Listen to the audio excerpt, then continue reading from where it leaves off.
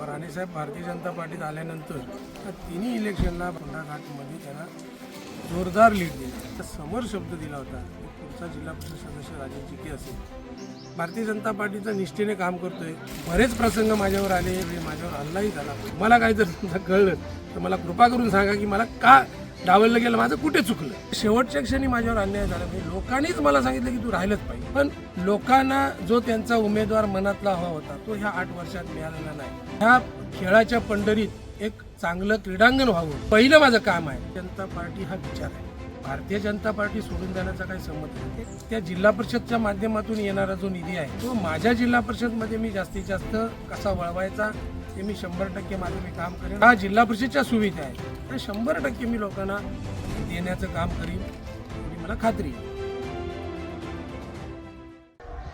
फोंडाघाट जिल्हा परिषद मतदारसंघाचे अपक्ष उमेदवार राजन चिके हे आपल्यासोबत यावेळी आहेत. या निवडणुकीमध्ये ते अपक्ष म्हणून उमेदवारी दाखल केली आणि गेली अनेक वर्ष जवळपास 37 वर्ष भाजपचे निष्ठावान कार्यकर्ते म्हणून त्यांची ओळख आहे. राजन चिके हे जुन्या भाजपच्या टीममध्ये घेतलं जाणारं मोठं नाव होतं आणि यावेळी त्यांना उमेदवारी डावलली गेल्यामुळे त्यांनी या प्रसंगी अपक्ष उमेदवारी जाहीर केली आहे आणि ते स्वतः प्रचार स्वतः सक्रिय आहेत आणि यावेळी आपल्यासोबत राजन चिके आहेत. राजनजी, नेमकी काय कशामुळे ही स्थिती आली की तुम्हाला अपक्ष उमेदवारी दाखल करावी लागली? हे कोडच आहे. मी ते शोधतोय, मलाही अजून उलगडलेलं नाही. कारण राणेसाहेब भारतीय जनता पार्टीत आल्यानंतर 2019ला पहिली नितेश राणे साहेबांची इलेक्शन, नंतर मोठ्या दादांची इलेक्शन, नंतर परतची आत्ता आमदारकीची इलेक्शन. त्या तिन्ही इलेक्शनला भारतीय जनता पार्टी म्हणून मी ह्या फोंडाघाटमध्ये त्यांना जोरदार लीड दिलं. म्हणजे आत्तापर्यंत रेकॉर्ड ब्रेक लीड दिलं त्यांना. आतापर्यंत कधी लीड नव्हतं एवढं लीड त्यांना दिलं. तरी पण आणि माझ्या 50व्या वाढदिवसासाठी जेव्हा नितेश साहेब आले होते तेव्हा माझ्या सगळ्या गावाच्या समोर त्यांनी 500 लोक जवळजवळ माझ्या त्या वाढदिवसाला होती पेक्षा जास्त त्यांच्या समोर शब्द दिला होता की पुढचा जिल्हा परिषद सदस्य राजन चिके असेल. आत्तापर्यंत जेव्हा आरक्षण डिक्लेअर झालं तेव्हाही स्वतः साहेबांनी माझं अभिनंदन केलं, पालकमंत्र्यांनी. शेवटपर्यंत माझं तिकीट फायनल होतं. आम्ही कामालाही लागलो होतो. मी बरं वारंवार त्यांना विचारलं, ते म्हणलं नाही सर तुमचं तिकीट फायनल आहे, तुम्ही कामाला लागा. मी कामाला लागलो. काय अडचण झाली त्यांची, काय अडचण आली मलाही काही नेमकी माहिती नाही. पण मी गेले 37 वर्ष 89मध्ये मी भारतीय जनता पार्टीचा पहिला सदस्य झालो. त्याच्या अगोदर मी RSSचं काम करत होतो. माझ्या वयाच्या 19व्या वर्षी मी भारतीय जनता पार्टीत पहिला सदस्य झालो. त्यापासून आम्ही भारतीय जनता पार्टीचं निष्ठेने काम करतो आहे. आम्ही एका ध्येयाने पछाडलेली माणसं आहोत. आम्ही ध्येय धरून आम्ही भारतीय जनता पार्टीत उतरलो आणि देश हे आमचं पहिलं ध्येय. देश आपला बळकट झाला पाहिजे, देशासाठी लढायचं आणि नंतर भारतीय जनता पार्टी, नंतर आम्ही. हे ब्रीदवाक्य घेऊनच आम्ही इतके वर्ष काम करतो आहे. बरेच प्रसंग माझ्यावर आले. मध्ये तुम्हाला आठवत असेल तर जठारांच्या वेळी माझ्यावर हल्लाही झाला. पण मी दुसऱ्या दिवशीपासून न घाबरता मी जखमी असलेली सुद्धा माझ्या गळ्यात हात घालून सुद्धा मी प्रचाराला फिरलो. भरपूर प्रसंग आले. कुठच्याही प्रसंगाला मी कधीही घाबरलो नाही. अगदी मी माझ्या घरावर तुळशीपत्र ठेवलं आणि मी भारतीय जनता पार्टीचं इतक्या निष्ठेने काम करतो आहे. खूप वेळा मला काही आश्वासनं विरोधकातून देण्यात आली, काही प्रलोभनं देण्यात आली, पण मी कधीही त्या प्रलोभनाला बळी पडलो नाही आणि निष्ठेने भारतीय जनता पार्टीचं मी एवढ्या वर्ष काम करतो आहे. का डावललं गेलं हे मलाही अजून कळलं नाही. म्हणजे मला त्याचं कोडच आहे. हे बाबा ठीक आहे, माझ्यासमोर माझ्याबरोबरचा उमेदवार जर समजा त्या परिस्थितीत तसा असता तर कदाचित मी मान्यही केलं असतं, पण तसंही नव्हतं. तसंही नाही आहे. म्हणजे जिल्हा परिषदला जो उमेदवार गेला पाहिजे किंवा जो जिल्हा परिषद सदस्य म्हणून जो गेला पाहिजे त्याचं कुठच्याच ह्याच्यात मी कमी नव्हतो. म्हणजे मी निष्ठेच्या बाबतीत कमी नव्हतो. काम करतो आहे, सामाजिक क्षेत्रात काम करतो आहे, राजकीय क्षेत्रात काम करतो आहे. 5 वर्ष उपसरपंच म्हणून मी फोंड्याची सेवा केली, सरपंच म्हणून सेवा केली. पण भारतीय जनता पार्टीची जेव्हा इथे कोण नव्हतं तेव्हापासून आम्ही सेवा करतो आणि कधीच आम्ही घाबरलो नाही. पार्टी हे आम्ही काम करतो. जेव्हा वाजपेयीजींचे आणि अडवाणीजींचे 2 सीट होतो तेव्हासुद्धा आम्ही 2 सीट होते तरी पण आम्ही कधी डगमगलो नाही. माझी सुरुवातच अशी झाली की आम्ही आमचं कमळ लोकांपर्यंत पोहोचवायचं. म्हणजे मी 89मध्ये 90मध्ये आम्ही जिल्हा परिषद इलेक्शन लढवली होती. आमचे दादा कुशे तेव्हा जिल्हा परिषदला उभे राहिले होते, पंचायत समितीला आमचे श्रीकृष्ण चोरगे म्हणून राहिले होते. आमच्याकडे डिपॉझिटचे सुद्धा पैसे नव्हते, तेही आम्ही कॉन्ट्रीब्युशन काढून आम्ही इलेक्शन लढवू. एवढ्यासाठीच की लोक आम्हाला माहीत होतं आमचं डिपॉझिट झालं, पण आम्ही लोकांपर्यंत आमची निशाणी पोचली पाहिजे याच्यासाठी आम्ही लढलो. आणि अशी कठीण परिस्थितीत आम्ही भारतीय जनता पार्टीचं काम केलं. आणि आता जेव्हा चांगले दिवस आले, म्हणजे वरपासून खालीपर्यंत सत्ता आहे, सगळं आहे, आणि अशा वेळीच आम्हाला डावललं गेलं. मलाही त्याचं काय कारण कळलं नाही. मी ते कारण शोधतोय. तुम्हाला काय जर तुमचं कळलं तर मला कृपा करून सांगा की मला का डावललं गेलं, माझं कुठे चुकलं. म्हणजे मला अजून मी शोधतोय. माझ्या नेत्यांना विचारलं, सगळ्यांना विचारलं, बाबा माझं काय चुकलं ते सांगा. निश्चितच तुम्ही निष्ठावान कार्यकर्ते म्हणून तुमची ओळख आहे. आणि एकूणच जर बघितलं असेल तर या मतदारसंघातील प्रबळ दावेदार तुम्ही होता, परंतु कुठेतरी पक्षाने तुम्हाला डावललं. चांगले दिवस आल्यानंतर पक्षाने बाजूला सरलं. एक जुना निष्ठावंत कार्यकर्ता म्हणून तुमच्या मनात ही खंत आपल्याला आता बोलताना दिसते. मतदारांचा काय प्रतिसाद आहे?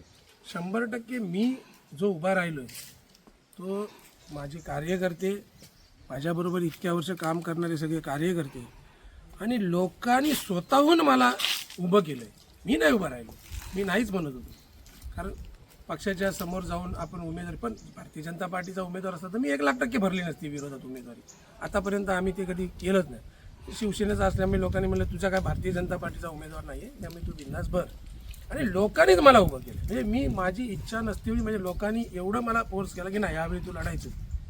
कारण खूप दिवसापासून लोकांनी पुढचा जिल्हा परिषद सदस्य म्हणून मला पाहिलेलं होतं. त्यांच्या मनातला, त्यांच्या ध्यानातला मीच उमेदवार होतो. त्यामुळे अशा शेवटच्या क्षणी माझ्यावर अन्याय झाला. म्हणजे लोकांनीच मला सांगितलं की तू राहिलंच पाहिजे. म्हणजे तुम्हाला गंमत सांगायची तर काही लोक म्हणजे जे कधी मलाही कधी वाटलं ना बा एवढे लोक मला उत्स्फूर्तपणे मला साथ दे, स्वतःहून लोकांनी फोन करून आहे काय पाहिजे तुला सांग, तू राहा, आम्ही तुझ्याबरोबर आहोत, काही झालं तरी तू मागे घ्यायचं नाही, अशी लोकांचीच मागणी असल्यामुळे मला नाविलाज असतं. आणि कार्यकर्त्यांच्या माझ्याबरोबर इतके वर्षाचे राबतायत कार्यकर्ते, त्यांच्या आणि माझ्या स्वाभिमानासाठी मी लढाई लढतो. निश्चितच आज तुमचा शुभारंभ प्रचाराचा होत असताना कुठेतरी आज गर्दी जर बघितली प्रचाराच्या शुभारंभाला, तर एखाद्या पक्षाच्या उमेदवाराच्या प्रचाराला जशी गर्दी असते तशा मोठ्या गाड्यांचा ताफा असेल किंवा त्याचबरोबर तरुण वर्गापासून महिला वर्गांपर्यंतची उपस्थिती असेल, कुठेतरी मतदारसंघामध्ये जनतेचा तुम्हाला मिळत असलेला पाठिंबा बघता तुम्हाला काय वाटतं की तुमचा विजय हा कितीच्या मताधिक्याने होईल, किंवा तुम्हाला जनतेकडून काय अपेक्षा येतात, म्हणजे जनतेच्या काय प्रतिक्रिया येत आहेत तुम्हाला? 100% लोकांच्या अतिशय उत्स्फूर्त अशा चांगल्या प्रतिक्रिया आहेत. आणि लोकांना गॅरंटी आहे की मी ह्या जिल्हा परिषदेचा प्रतिनिधी म्हणून चांगलं काम माझ्या हातून होईल. इतक्या वर्षाचं लोकांनी मला पाहिलं आहे काम करते. त्यामुळे ती अपेक्षा लोकांची आहे. त्यामुळे लोकांनाही वाटतंय, लोकांच्या मनातला उमेदवार मी आहे. त्यामुळे लोकांनाही वाटतंय, त्यामुळे लोक स्वतःहून बाहेर पडतात. तुम्ही आता बघितलं तर आताच्या आम्ही जी आता प्रचार रॅली करतोय, मी घोणसरीत आहे, तर घोणसरीत आज आम्ही शुभारंभ केला, तर घोणसरीत स्वतःहून लोक सगळी बाहेर पडलीत. गाड्यांचा ताप आहे, कार्यकर्त्यांनी स्वतःहून नाही आमच्या गाडीला सुद्धा तुझा फोटो लागलाच पाहिजे. हे कोण, मी काय माझे सांभाळलेले नाही. तुम्हाला माहिती आहे की मी काय अतिशय सामान्य कार्यकर्ता आहे. लोकांचं प्रेम हीच माझी ताकद आहे. काही वर्षांपूर्वी फोंडाघाटमध्ये जलस्वराज्याचा प्रकल्प झालेला आणि त्यावेळी तुमचा एक बॅनर फोंडाघाटमध्ये लागलेला. राजन चिके हे सर्वसामान्य जनतेतलं व्यक्तिमत्व, त्या बॅनरची चर्चा आजही लोकांमध्ये आहे. फोंडाघाटचा हा बॅनर त्यावेळी वृत्तपत्र असतील किंवा माध्यमांची हेडलाईन झालेली पानांची. तर अशा वेळी राजन चिके यांचे आज जे बॅनर लागले आहेत कणकवली ह्या तुमच्या फोंडाघाट मतदारसंघात ठिकठिकाणी वाघेरी असेल, पियाळी असेल किंवा लोरे असेल, फोंडाघाट बाजारपेठेत असतील, की आमच्या राजाला साथ द्या, तर तुम्हाला लोकांची जी आपुलकी की आमचा राजन चिके यांना राजन चिके याच्यापेक्षा आमचा राजा या नावाने जास्त ओळखतात. फोंडाघाट मतदारसंघातील जनतेचे तुमचे जे नातं आहे ते नातं कसं राहिलं आहे नेमकं? मी म्हणजे तुम्हाला जे म्हटलं की मी इतक्या वर्ष भारतीय जनता पार्टीचं काम करतोय, अतिशय प्रेमळ. मी लोकांबरोबर कधी कोणाशी उद्धटपणे वागलेलो नाही. माझ्या कार्यकर्त्यांना आणि लोकांना सुद्धा, म्हणजे मी सरपंच म्हणून उपसरपंच म्हणून काम करते वेळी माझ्या पाठीस तेव्हा भारतीय जनता पार्टीची संघटना पण मागे नव्हती, अशा काळात तेव्हा राणेसाहेबांच्या झंझावाताच्या वेळी मी माझी ग्रामपंचायत निवडून आणली आणि ती तेव्हा 17पैकी 11 सीट मी निवडून आणल्या. खूप मला त्रास झाला त्याचा, पण मी कधीही डगमगलो नाही. म्हणजे निष्ठेने काम केलं पक्षासाठी. आणि तेव्हा पार्टीसुद्धा आमची मोठी नव्हती, तरी पण आम्ही आम्हाला आमची जी स्वप्न होती, आम्हाला वाजपेयींना तेव्हा पंतप्रधान करायचं होतं, येण्यासारखं आम्ही काम करत होतो. म्हणजे युती झाली की आम्ही बाकी काय बघायचो नाही. म्हणजे मला तेव्हा अशी बऱ्याच तेव्हा विरोधकांकडनं मला बऱ्याच प्रकारच्या, म्हणजे मी तुमचा उमेदवार नाही आहे, शिवसेनेचा उमेदवार आहे, आम्ही असलं काय मानायचं नाही. म्हणजे अगदी तुम्हाला सांगायची गंमत तर जेव्हा दादा आमच्याबरोबर होते 2004ला दादा शेवटची इलेक्शन दादांची आमदारकीची झाली, तेव्हाही दादांच्या विरोधात जे उमेदवार उभे राहिले, तेव्हा मी तालुकाध्यक्ष होतो. 22 वर्ष झाली त्याला. 2004ला मी तालुकाध्यक्ष होतो.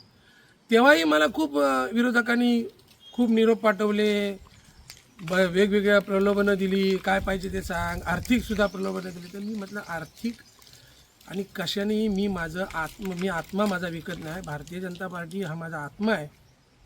त्यामुळे मी माझा आत्मा पैशासाठी आणि कशासाठीही विकत नाही. मी कर्जबाजारी आहे 100%, पण म्हणून मी माझा आत्मा विकत नाही. त्याच्यामुळे ह्या प्रलोभना मी कधीच बळी पडलो नाही. खूप वेळा माझ्यावर हा प्रसंग आला, पण मी त्याला कधीच डगमगलो नाही. आणि आत्ता बघितलं तर ही असमानतेची लढाई आहे, कारण त्यांच्याकडे पक्ष आहेत 2, काही बडे नेते आहेत त्यांच्याकडे पैसेवाले. अशा परिस्थितीत मी माझ्या सामान्य कार्यकर्त्यांच्या आणि लोकांच्या जीवावर ही इलेक्शन लढतो. जनतेमध्ये आपण फिरताय, मतदारांना आवाहन करताय, तर मतदारांची नेमकी काय अपेक्षा येते?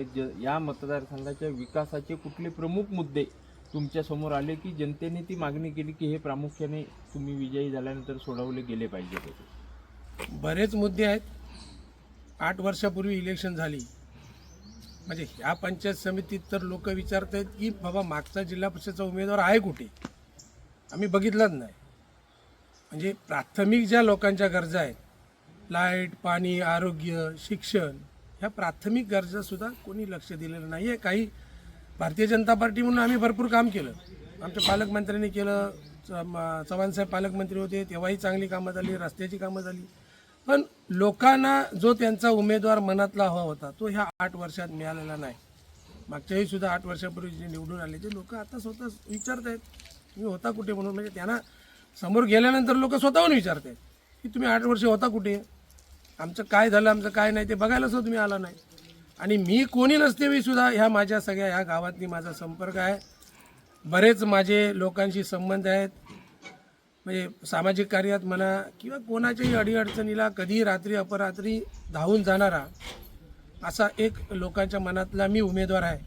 आणि ही जी प्राथमिक गरजा ह्या आहेतच, आणि इतरसुद्धा काही माझ्या मनातली जी कामं आहेत, म्हणजे कणकवली तालुक्याचं क्रीडांगण हे फोंडाघाटमध्ये व्हावं.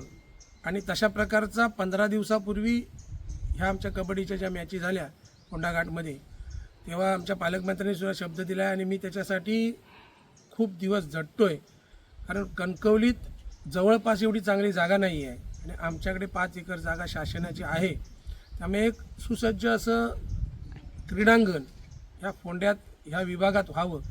कारण ह्या विभागातले अतिशय चांगले सगळ्या क्रीडा क्षेत्रातले प्रतिभावंत असे विद्यार्थी चांगलं काम करत आहेत, चांगले खेळत आहेत. आणि अशा ह्या खेळाच्या पंढरीत एक चांगलं क्रीडांगण व्हावं ही माझी पहिलं माझं काम आहे. आणि पालकमंत्री साहेबांनी सुद्धा शब्द दिला आहे, आता मी जरी निवडून आलो तरी शेवटी ह्या सगळ्या शासनाच्या ज्या काही स्कीम आहेत त्याच्यातून मी माझ्या गावाचा जो विकास आहे, प्रामुख्याने जे मुद्दे आहेत ते मी असतेवेळी भरपूर केलेत. भारतीय जनता पार्टी म्हणून काम करतेवेळी चव्हाण साहेबांच्या माध्यमातून, पालकमंत्र्यांच्या साहेबांच्या माध्यमातून, आमदारांच्या साहेबांतून खूप कामं केली. पुढेही मी 100% जी माझी कामं चालू आहे ती तशीच राहतील.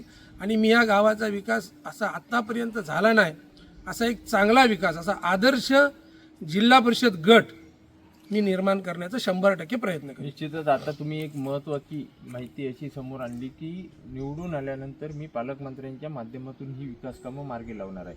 तर राज्यात सत्ता भाजपची आहे, केंद्रात सत्ता भाजपची आहे, आणि त्यात करून भविष्यात तुम्ही जरी अपक्ष म्हणून बंडखोरी केली असेल, पक्षाने तुमच्यावर कारवाई देखील केली असेल, तरी तुमचं या वाक्यावरून असा त्याचा अर्थ असा निघतोय की कुठेतरी तुम्ही भविष्यात सुद्धा भाजपचेच निष्ठावंत म्हणून काम करणार असं दिसतं. तर काय नेमकी भूमिका आहे?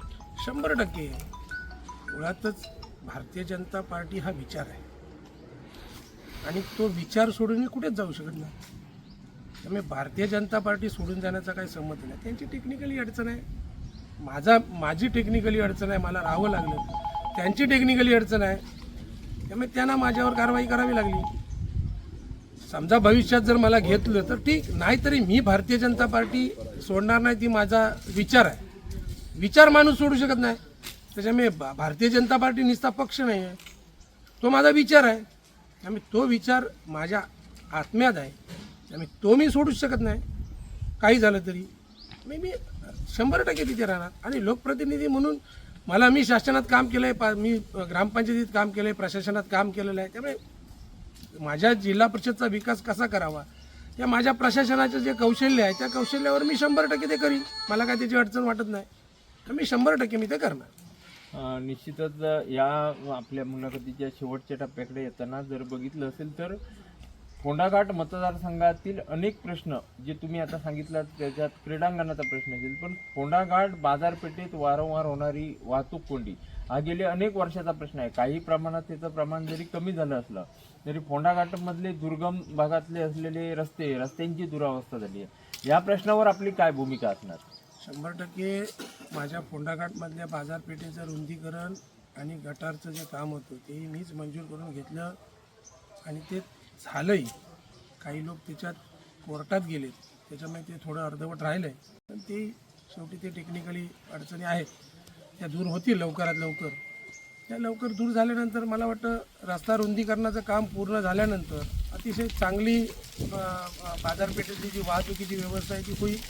आणि दुर्गम भागातल्या ज्या रस्त्यांच्या ज्या अवस्था आहेत त्या आम्ही 100% त्या जिल्हा परिषदच्या माध्यमातून येणारा जो निधी आहे तो माझ्या जिल्हा परिषदमध्ये मी जास्तीत जास्त कसा वळवायचा ते मी 100% माझं मी काम करेन. आणि जे जिल्हा परिषदच्या माध्यमातून होणारे जे रस्ते आहेत, जे जिल्हा परिषदच्या मालकीचे रस्ते आहेत आणि ज्या जिल्हा परिषदच्या सुविधा आहेत त्या 100% मी लोकांना देण्याचं काम करीन, एवढी मला खात्री आहे.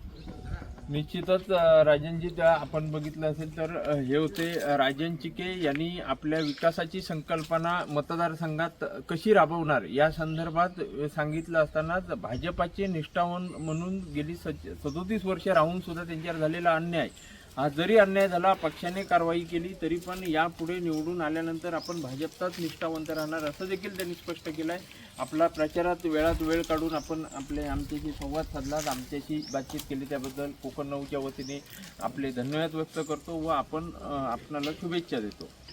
कोकण 9साठी दिगंबर वालावलकर, फोंडाघाट.